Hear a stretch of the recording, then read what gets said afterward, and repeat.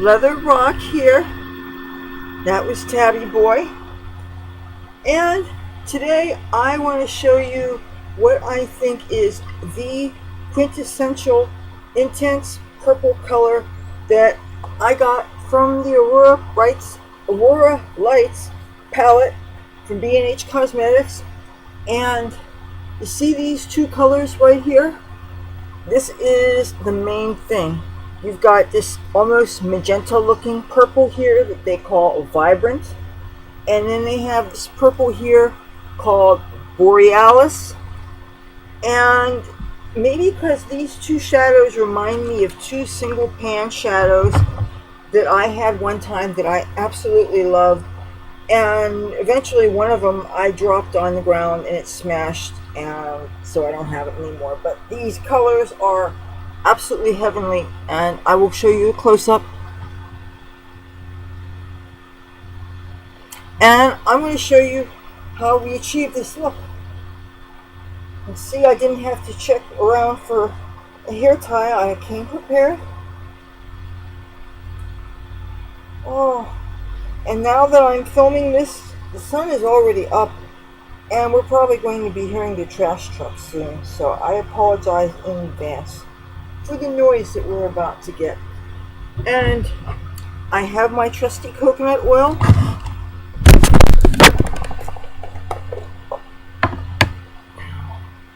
I'll pour some of this directly into my hand.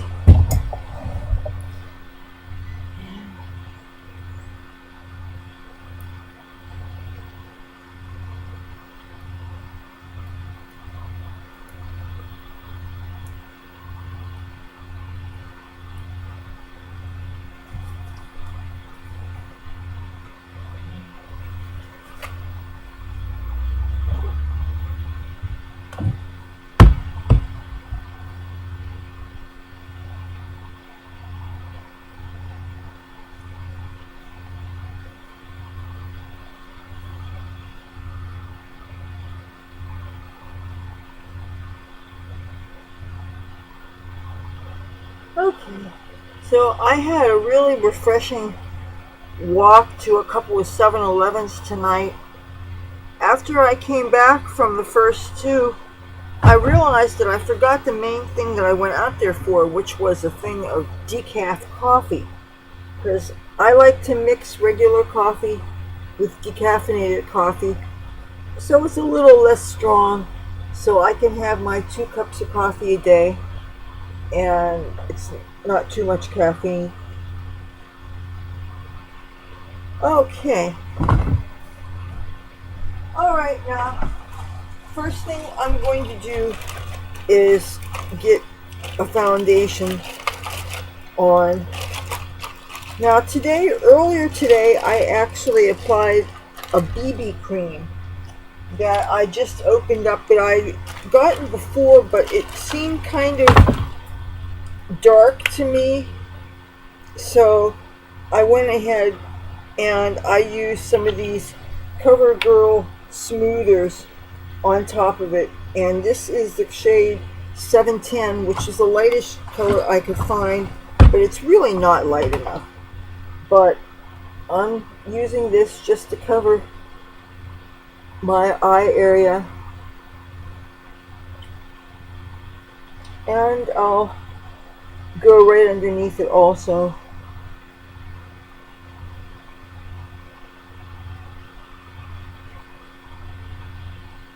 Okay.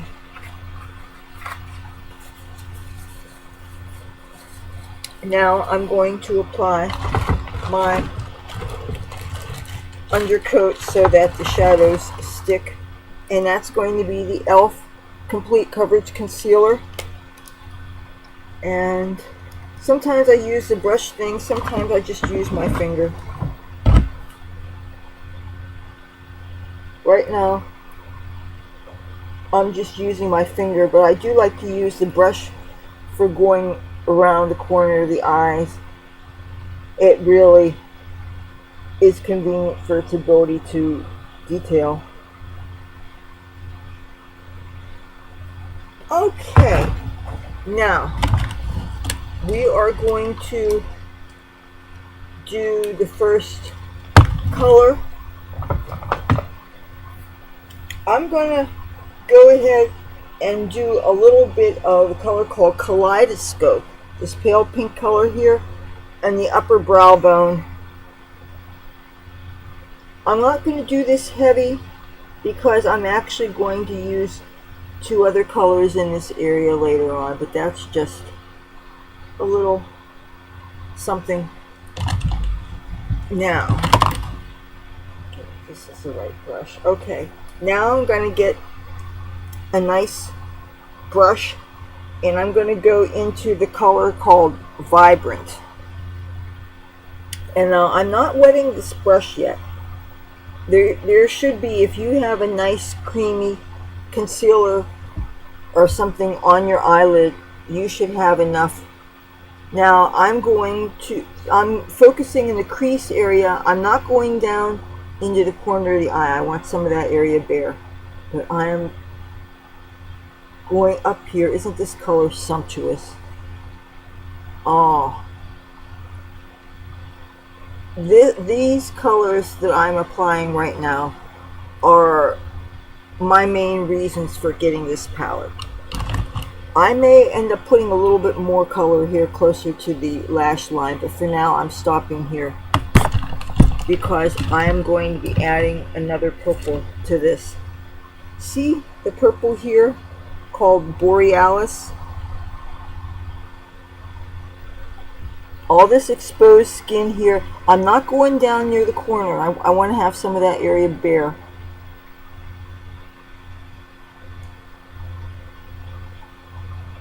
I'm hugging the lash line here. I really do want to try for symmetry. I'm going to go ahead and wing it up. Now I'm going to grab that previous brush from the previous color, Vibrant, and I'm going to carry over so that where it wings up, both sides match. Go back again with the darker color, the purple. And I want to make sure that both colors touch each other. You don't have any bare skin except in the corner. Now I'm also going to check the other side. You should know that I put these eyeshadows on around about 1 o'clock, 1:30 in the afternoon. It is now 6:16 a.m. so must allow for the fact that this has been on quite a while. I notice sometimes people say, how come my real life makeup looks different than the makeup of these people who do makeup on YouTube? A lot of times people doing makeup on YouTube will be just freshly applying makeup on camera when you see it, and if they don't use this technique, both eyes were done only maybe 15 minutes ago. This eye here has been on for over 12 hours. So that's why it's so tricky getting both sides to match when I'm doing these. Okay, now we're going to play around some more with the brow bone colors. Now, where I had gone over with the pale pink called Kaleidoscope, I don't usually, I'm probably going to use this brush for something else, but right now I'm going to use another brush. And I'm going to dip it into the paler of the gold shades. It's called Sparkling. And I'm not going to go too heavy on the brush. I'm just going to tap it. And I'm going to go in the middle of my eyebrow just a little bit, because I don't want to take the chance of darkening up this area, and I also don't want to smear this area. You don't want to blend into any of the fuchsia or purple. You're not blending, you're just giving some color to the brow bone area. Now I'm going to go back using the brush that I had used for the Kaleidoscope. I'm going to dip into the frosty white color here that's called Ombre, O-M-B-R-E, and I'm just going to touch the tip of this brush because I don't want a blinding highlight, and I'm just going to start focusing on the outer area, but I'm going to sweep it over some Again, be careful not to blend. If it touches into the pink and you get discoloration, just clean it off on your hand. Dip it back into the white. I want to make sure that you can see this on camera. There. Dip it on into the white, and I just want to make sure that you see the exposed skin just above the color here and here. Okay? Now, I didn't use my usual contour color for this look. What I did was I used the Special Occasion eyeshadow and blush palette, also by B&H Cosmetics. And I, for this, just used the palest of the pinky shades, the most natural looking. I applied this where you might apply a contour. I just did a slash here and a slash here, and I didn't really blend it. Then after I did that, I grabbed this brush, which is supposed to be a foundation brush, and I used from the Black Light Highlight palette for the highlighters. I used the pale pink color here. These actually have names. This is called Illusion, and this is a frosty pale pink with lavender highlights in it, like lavender blue highlights. And I'm just touching the tip of this brush,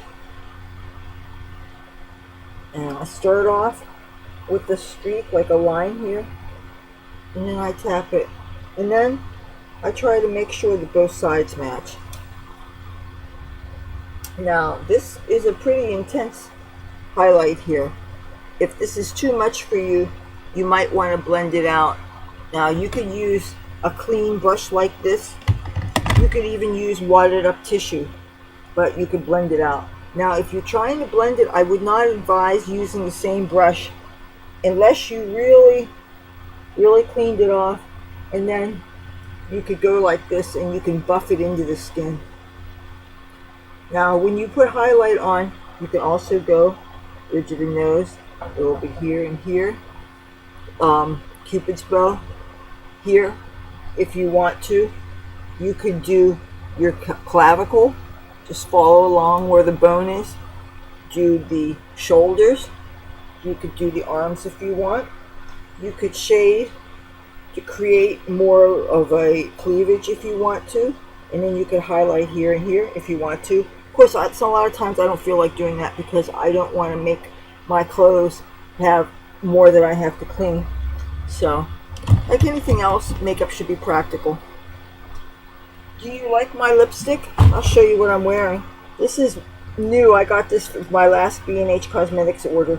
This is B&H Cosmetics Color Lock Long Lasting Matte Lipstick, and the color is called Passionate, and like I showed you last time, it's purple and I love it. And it's a really long wearing matte lip color that I didn't need for this makeup tutorial, considering that I'm just putting it on to take it off, because soon I'm going to wash my face and jump in the shower and go to bed, and any minute now we should hear the trash truck, so be prepared. So that was my intense purple eyeshadow look that you can get using the Aurora Lights palette from B&H Cosmetics. I think it's really awesome. If you're a purple freak, you should love this palette, and you can do these wet or dry. This is not a natural look palette. There are no neutrals to speak of, so if you like bright colors, you should love this. Okay, if you like the video, please give it a thumbs up. If you like me and my content, I'd love to have you subscribe. Hit the bell notification and you won't miss anything. I publish 3 times a week for your viewing pleasure, Tuesdays, Thursdays, and Saturdays. Love to have you join my adventure. Talk to you soon. Bye.